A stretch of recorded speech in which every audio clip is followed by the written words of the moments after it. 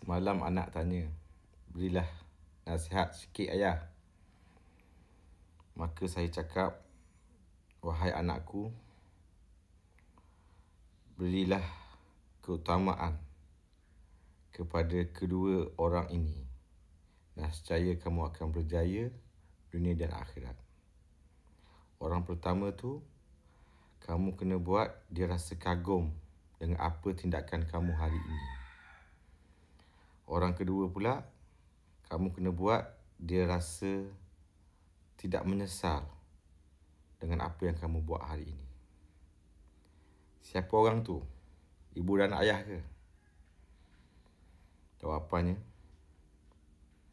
kamu sendiri. Jadi kita kena utamakan diri kita yang masa lalu dan diri kita yang masa depan.